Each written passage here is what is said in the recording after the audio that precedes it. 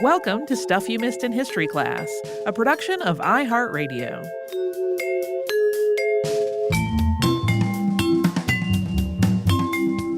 Hello and welcome to Casual Friday. I'm Holly Fry. I'm Tracy V. Wilson. One of the things we talked about this week was the history of bonsai. Yeah, it's been on your list for so long. It has.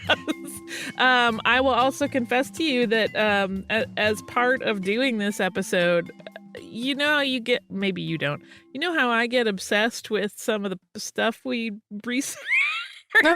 I may have reached out to a bonsai nursery so I can get some of my own to start. Just a couple. Ooh. I'm not going to be too foolish. I have that bad problem where I get interested in something and then I order 22 of that thing because I'm over enthusiastic, and then I'm like, oh, this is more than I can handle. I didn't this time. Yeah. Just two babies. Just two. That two sounds babies. doable. Yeah, I got to come up with good names for them. Yeah. I will keep you posted on their success. I fear I have a mixed thumb when it comes to gardening in general, right? I can grow a rose like nobody's business. I don't know why. It's really just blind luck. And I do pretty well with hardy hibiscus, but there are other plants that just are like, goodbye, and I can't save them, and it breaks my heart. So hopefully my bonsai will survive. I discovered while doing this episode also, like, one of the greatest coping mechanisms I could ever envision, which is to go on YouTube and watch long videos of people clipping their bonsai. Oh. Or like if you see a bonsai master who will talk through like how they're caring for it's so soothing. It's the best. I'm not a person that's great at meditation. I'm not great at being still.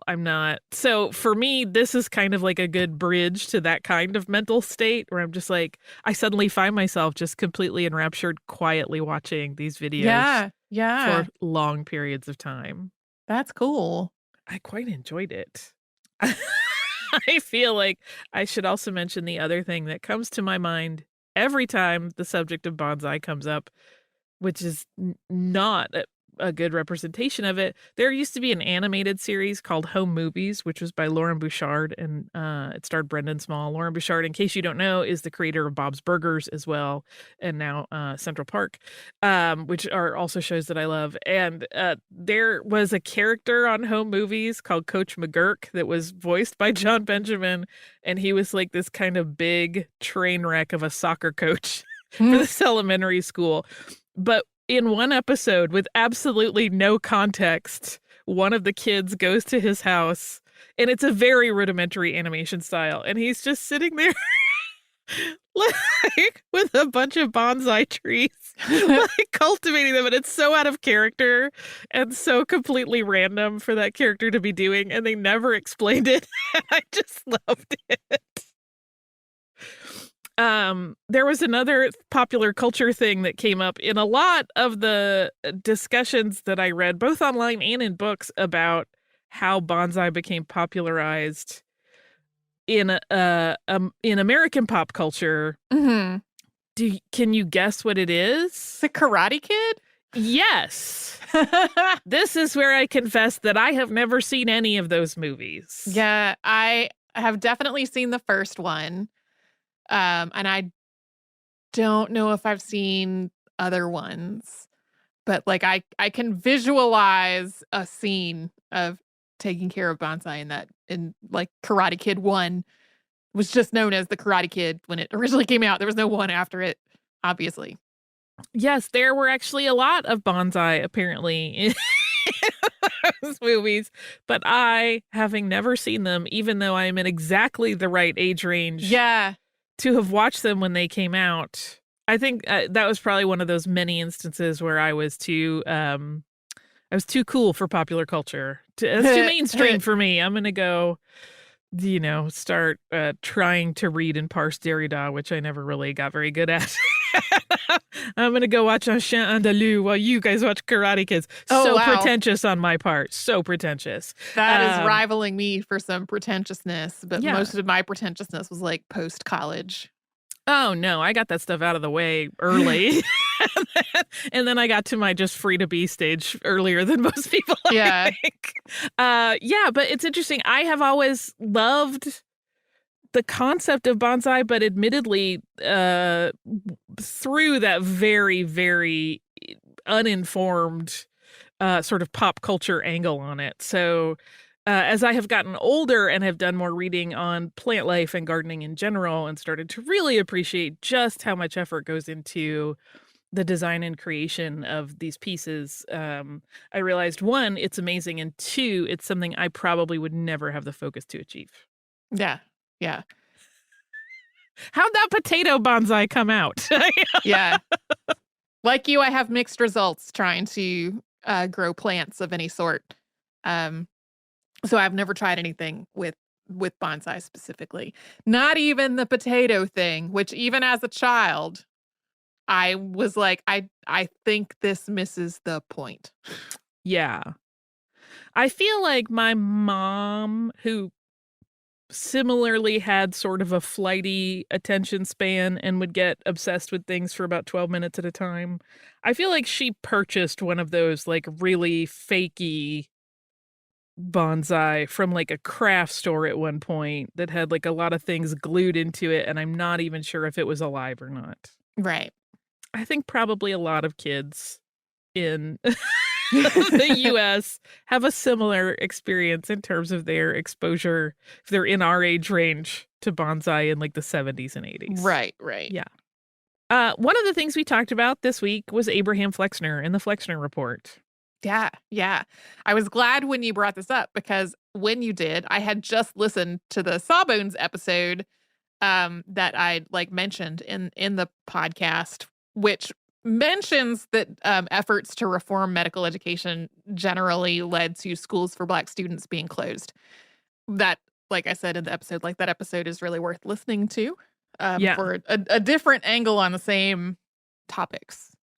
Yeah, it's as I said in the episode, I have such a complicated relationship with this material because I want to support the idea of educational reform, and certainly there were a lot of really, really not high-minded medical schools opening in the US that basically were like, "Can you write a check? Please come in."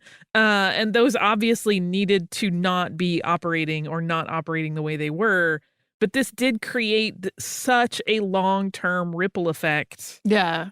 for the Black community that it's really, really sort of difficult to still think like that was a great thing. It's interesting to think about how much power that one report had, that like half of the medical schools in the country had closed within 10 years of its publication. Yeah. That is a lot of power for someone who was not from the medical community to have wielded. Yeah, that's one of the things that was mentioned in the episode was that because he had an outsider's perspective, he was able to look at everything without a lot of preconceptions. And it's like there's truth to that, but that also means that he didn't have experience. Yeah, he didn't have context. Yeah. Yeah. It's like it's a fair point that medical schools needed to be reformed and that there wasn't a lot of standardization and stuff like that, but like not really comprehending that the bar was being set that most schools wouldn't be able to reach. Yeah. Was definitely a part of it, and that disproportionately the schools not able to reach that bar were going to be the only schools that were really open to Black doctors. Yeah, and it's one of those things that when you think about the long-term ramifications on the health of Black people in the United States, like this literally was part of a problem that already existed but only got worse, where there was not trust in the medical system. Mm-hmm.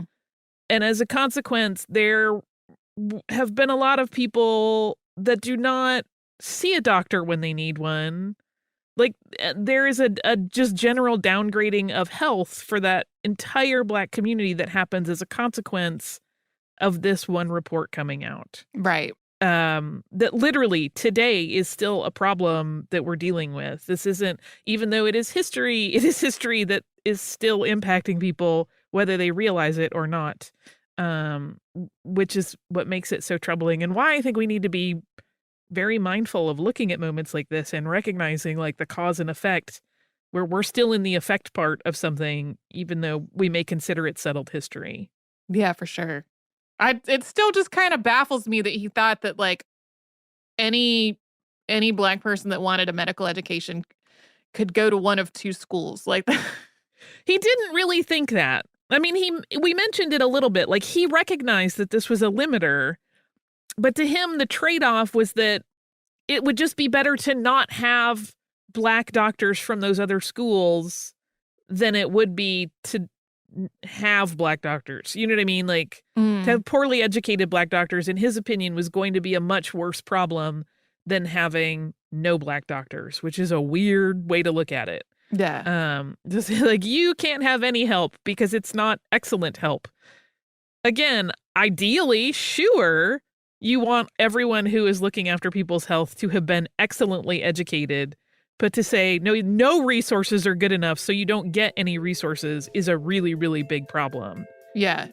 It's the perfect being the enemy of the good in that point. Yes, 100%. And he seemed to think that the bolstering of Howard and Meharry would have some sort of ripple effect where Black education in the medical field would just get better everywhere, and that subsequent openings of universities would be at that level. And it's like, you're presuming an awful lot on how this is going to work going forward. Yeah.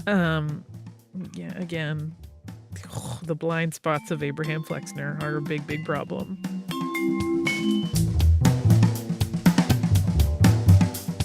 Stuff You Missed in History Class is a production of iHeartRadio. For more podcasts from iHeartRadio, visit the iHeartRadio app, Apple Podcasts, or wherever you listen to your favorite shows.